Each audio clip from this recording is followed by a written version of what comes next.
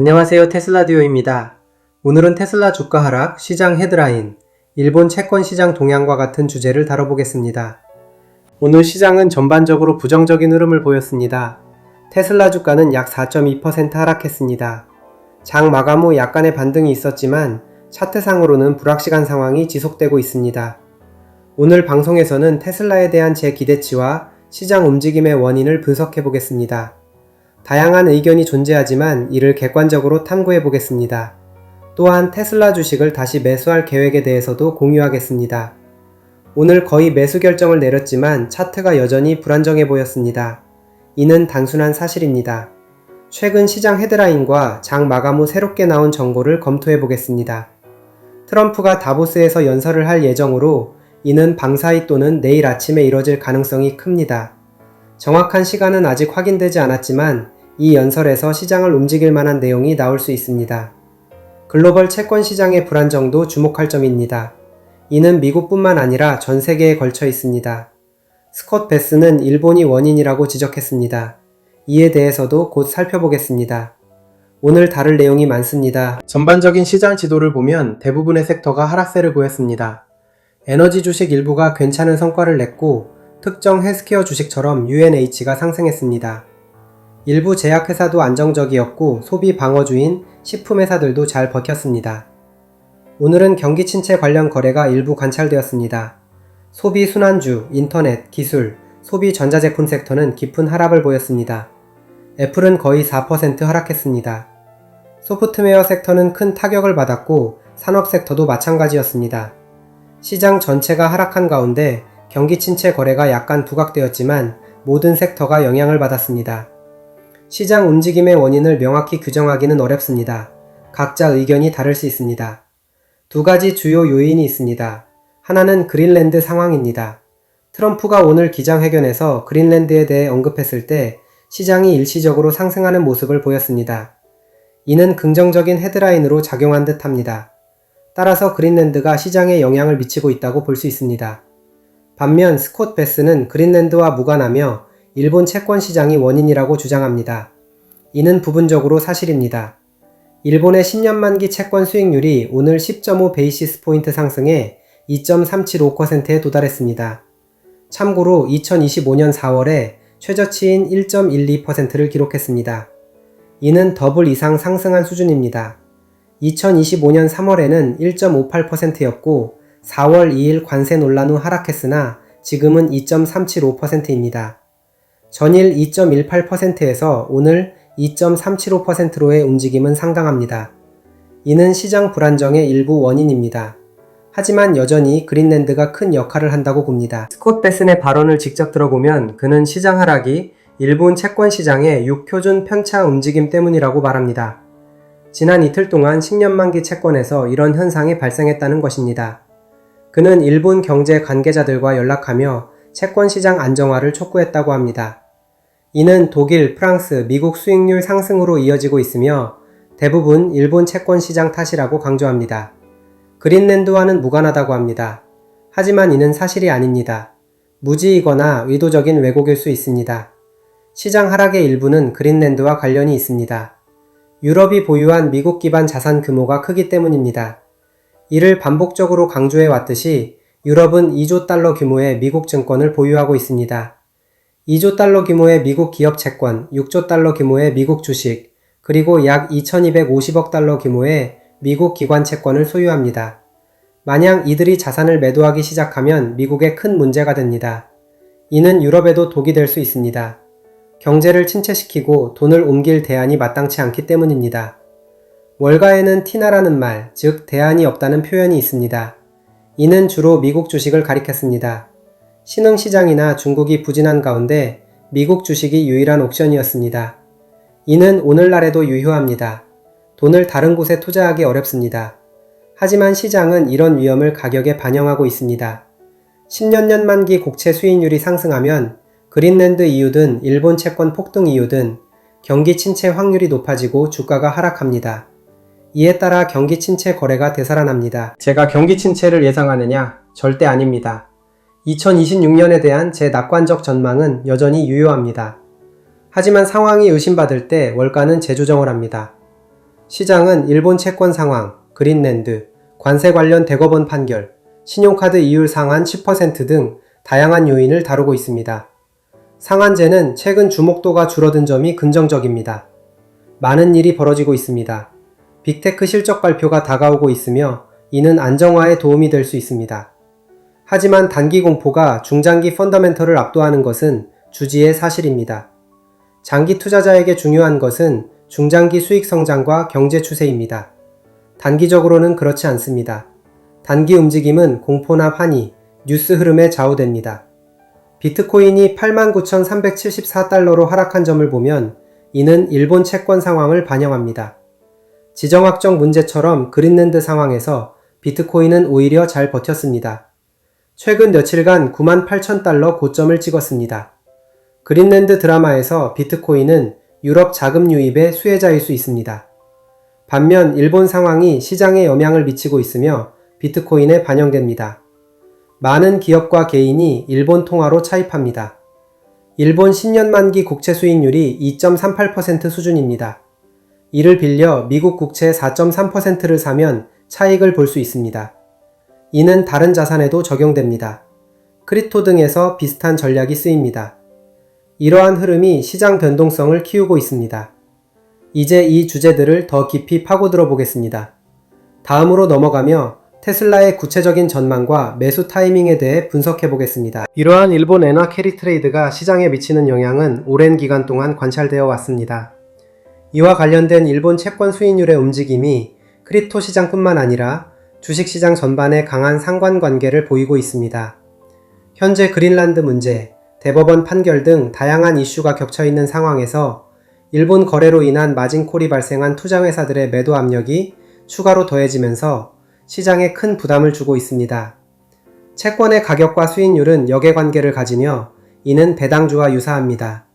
일본 채권 수익률이 상승하면 채권 가격이 하락하게 되는데 미국 투자자들이 이를 레버리지로 활용해 주식이나 크립토 같은 다른 자산에 투자했다면 일본 채권 가격 하락으로 인해 레버리지 포지션이 흔들려 마진콜이 발생할 수 있습니다. 이 과정이 현재 시장에서 부분적으로 일어나고 있습니다. 다행스러운 점은 이 캐리 트레이드와 채권 거래의 붕괴가 시장에서 새로운 현상이 아니라는 사실입니다. 지난 20년 동안 주기적으로 발생해 왔으며 대개 대형 충돌이나 장기적인 붕괴로 이어지지 않았습니다. 최근 스캇베슨이 언급한 바와 같이 일본 측과 협력해 채권 시장을 안정화하려는 노력이 진행 중입니다. 이는 일본 채권 시장의 안정으로 이어질 가능성이 높아 시장 전체에 긍정적인 촉매가 될 수 있습니다. 테슬라 주식에도 유리한 영향을 미칠 수 있겠지요. 다만 이러한 영향의 정도를 정확히 파악하기는 어렵습니다. 비트코인의 하락 추세를 보면 일본의 상황이 우리 시장에 미치는 영향이 명확히 드러나지만 일본 채권 시장의 스트레스가 사라진다고 해서 주식시장이 즉시 회복되는 것은 아닙니다. 그린란드 상황이 여전히 시장에 영향을 주고 있기 때문입니다. 글로벌 채권 수익률이 상승하고 있는 점도 주목할 만합니다. 이는 글로벌 채권 가격의 하락을 의미하며 일본뿐만 아니라 전 세계적으로 압력을 더하고 있습니다. 이전 분석에서 언급했듯이 트럼프는 올해 시장 붕괴를 원하지 않습니다. 만약 그가 원하는 대로 된다면 주식시장이 2배, 3배, 심지어 10배 상승하기를 바랄 것입니다. 이는 중간 선거 해이기 때문입니다. 시장이 잘 돌아가고 사람들이 수익을 보면 현직에 대한 지지율이 높아지기 마련입니다. 역사적으로 경제 상황과 선거 결과는 직접적인 상관관계가 있습니다. 예를 들어 선거 2년 이내에 경기 침체가 발생하면 재선에 성공한 대통령은 단 한 명뿐입니다. 중간 선거이지만 원리는 비슷합니다. 경기 침체, 경제 문제 또는 주식시장 붕괴가 발생하면 패배 가능성이 매우 높아집니다. 따라서 시장 안정화를 위한 노력이 강하게 작용할 것으로 보입니다. 필요한 발언을 통해 주식을 지지하려 할 것입니다. 그린란드 상황에 대해서는 이전에 설명한 바와 같이 실제 구매는 일어나지 않을 가능성이 큽니다. 대신 관타나모 베이와 유사한 장기 임대 계약이 체결될 수 있습니다. 현재 제 구매 전략은 다소 보수적입니다.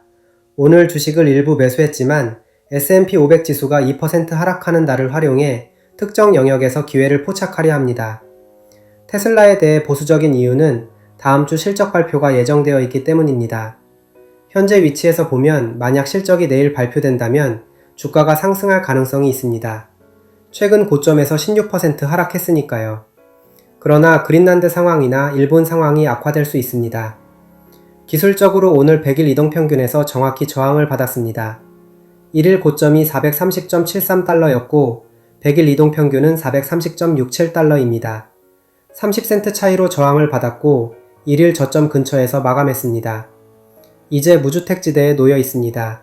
약간의 추가 하락 가능성이 높아 보입니다.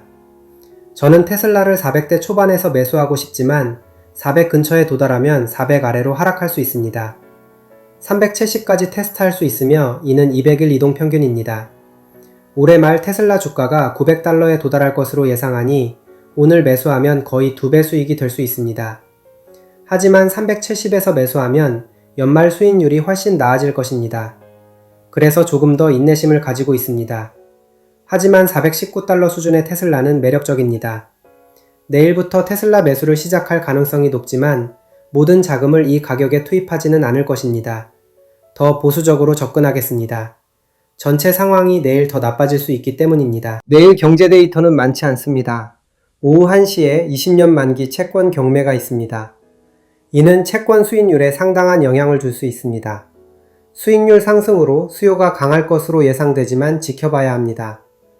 내일 아침에는 12월 주택 매매 계약 지수, 월간 및 연간 변동, 그리고 9월과 10월 건설 지출 월간 변동이 발표됩니다. 시장은 주로 그린란드 관련 헤드라인이나 일본 채권 동향에 따라 움직일 것입니다. 만약 일본이 채권 시장을 안정화한다면 내일은 오늘의 매도 압력에서 반등할 수 있습니다. 내일 장전에는 존슨앤존슨과 할리버튼의 실적이, 장후에는 킨더모건의 실적이 있습니다.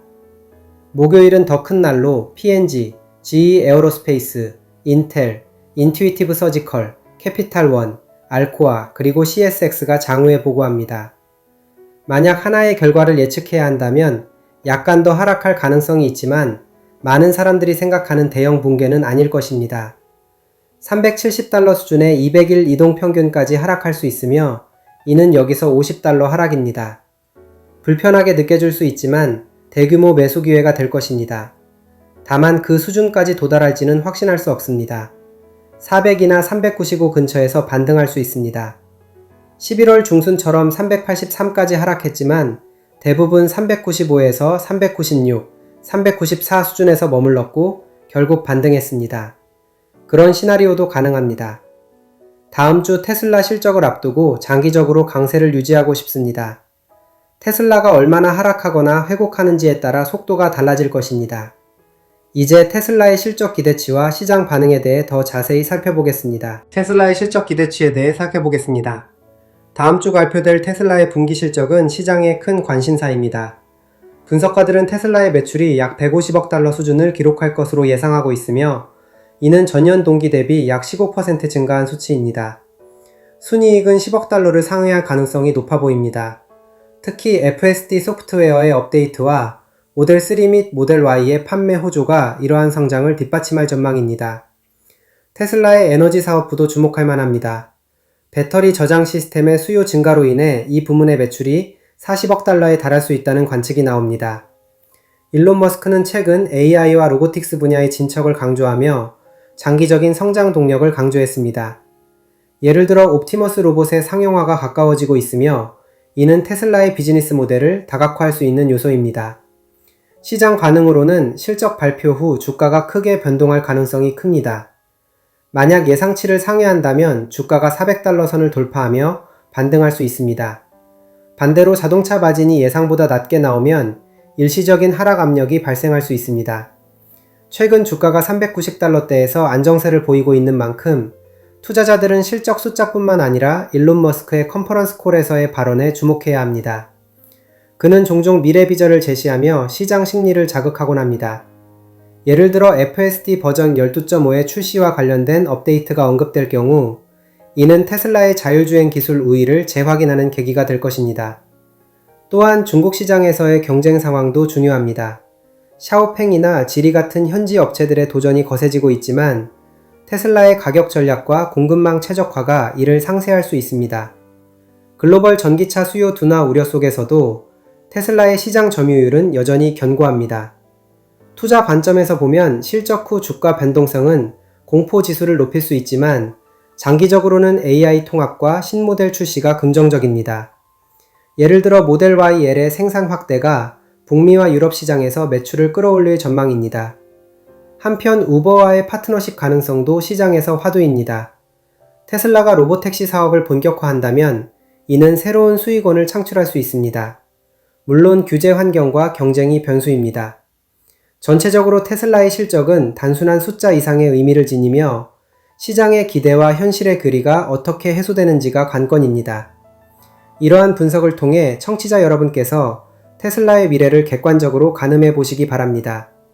테슬라의 강점은 혁신적인 기술력에 있지만 단기 변동성도 무시할 수 없습니다. 다음 주 실적 발표가 시장에 어떤 영향을 미칠지 지켜보는 것이 흥미로울 것입니다.